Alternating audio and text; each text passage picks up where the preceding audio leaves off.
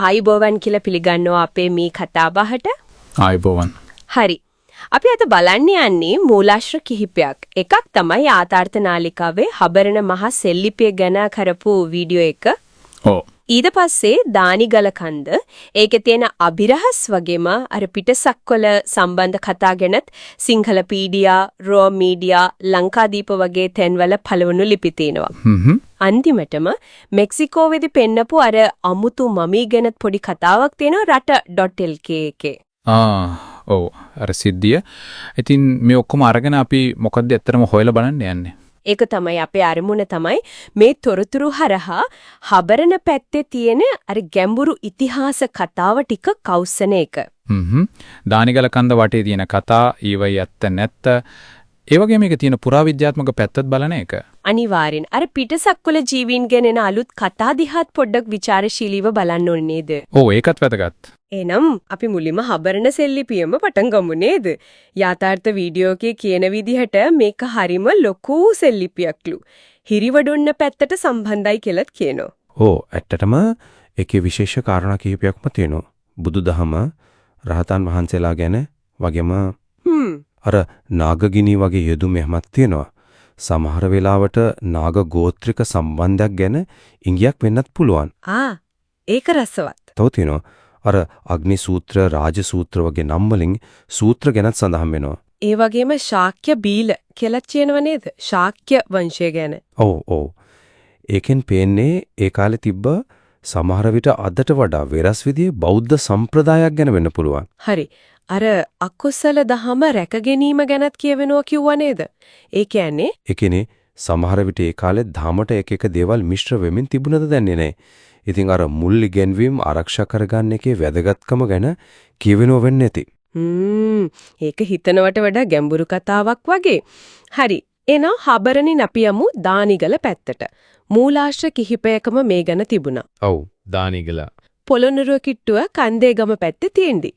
අර drone photos එහෙම බැලුවම පේනවා අමුතුම වෘත්තාකාර හැඩයක් තියෙන්නේ. ඒක තමයි ගොඩක් දිනාගේ අවධානය අරගෙන තියෙන්නේ. ඉතින් ඒ හැඩේ නිසාම පිටසක්වල යානේ එහෙම ගොඩ බැස්ස තනක් කියලාත් කතාව තියෙනවලු නේද? ඔව්. ප්‍රදේශවාසීන් එහෙම විශ්වාස කරනවා අහසේ අමුතු එළිය එහෙම දකින්නවා කියලාත් කියනවා. අර අරලගම්විල උල්කාපාත සිද්ධියත් මේකට සම්බන්ධ කරනවා කියලා තිබ්බා. ඇත්ත. ඒකත් මේ කතාවලට තවත් උඩගෙඩි දෙනවා වගේ. හැබැයි ඉතින් රෝ මීඩියා එකේ පැහැදිලිවම කියනවා මේ පිටසක්වල කතන්දර ගැන කිසිම විද්‍යාත්මක සාක්ෂියක් නැහැ කියලා. ඒක වැදගත්. ඇත්තටම මිනිස්සු ගොඩක් වෙලාවට එහෙමනේ. අසාමාන්‍ය දෙයක් පැහැදිලි කරන්න බැරි දෙයක් දැක්කම අద్භූත පැහැදිලි කිරීම හොයනවා.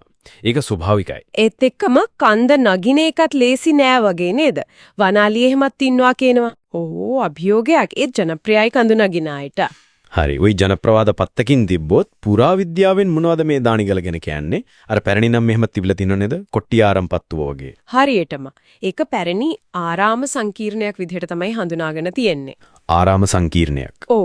ක්‍රිස්තු පූර්ව 3 වෙනි සියවසට විතර ආйти බ්‍රාහ්මී සෙල්ලිපි හම්බ වෙලා තිනවා. බ්‍රාහ්මී. ඒ කියන්නේ අර පරණම අකුරු. ඔව්. පැරණිම අක්ෂර ඒවයි තියෙන්නේ ඒ කාලේ හිටපු නිලධාරීන් එහෙම භික්ෂුන් වහන්සේලාට ලෙන් පූජා කරපු විස්තර.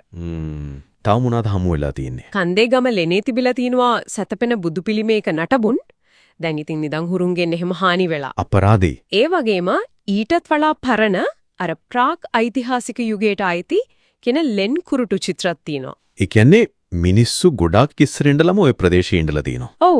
එතකොට මේ සැබෑ පුරාවිද්‍යාත්මක සාක්ෂි දිහා බැලුවම මොකද්ද අපිට පේන්නේ? පේන්නේ දානිගල කියන්නේ අර පිටසක්වල කතාවලට වඩා ගොඩක් ගැඹුරු දීර්ඝ ඉතිහාසයක් තියෙන තැනක් කියලයි.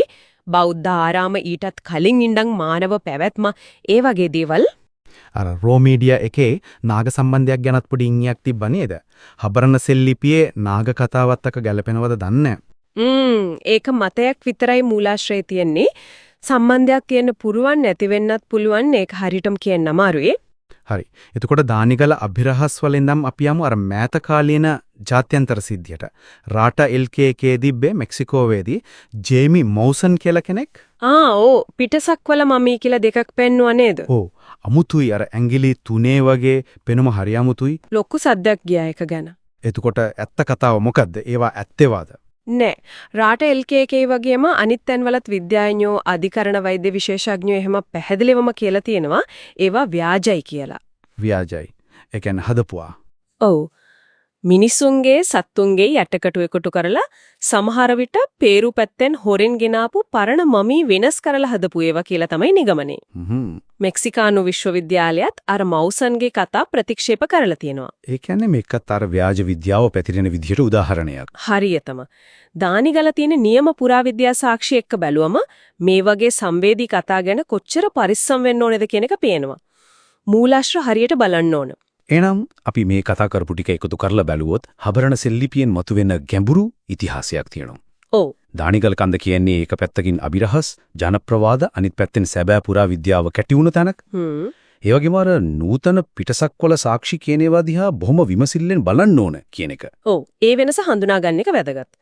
තහවුරු කරගත්ත ඉතිහාසය පුරාවිද්‍යාව හබරණ දානිගල නටබුන් වගේ දේවල් එක පැත්තක. අන්න ඒකයි දානිගල පිටසක්කල කතා මෝසන්ගේ මමි වගේ දේවල් මෙතනදී අර විද්‍යාත්මකව සාක්ෂි එක්ක හොයලා බලන එකේ වටිනාකම පේනවා. හරි.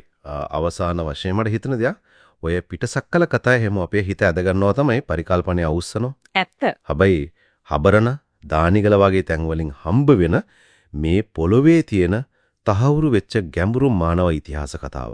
අර සංස්කෘතික ආධ්‍යාත්මික උරුමය, ඒකේ තියෙන විස්මය, හොයන්න තියෙන දේවල් සමහර විට අර අනිත් කතා වලට වඩා ගැඹුරුයි නේද? ඒට ඇත්ත. ඒ ගැඹුර සමහර විට අපිට එකපාරට පේන්නේ නැති වුණාද? හොයන්න මතුවෙනවා. අපේ channel එක හොඳයි නම් subscribe කරලා, like කරලා, comment එකක් දාන්න කියලාත් මතක් කරනවා. ඔව්. එහෙමනම් අපි අදට සමු ගන්නවා.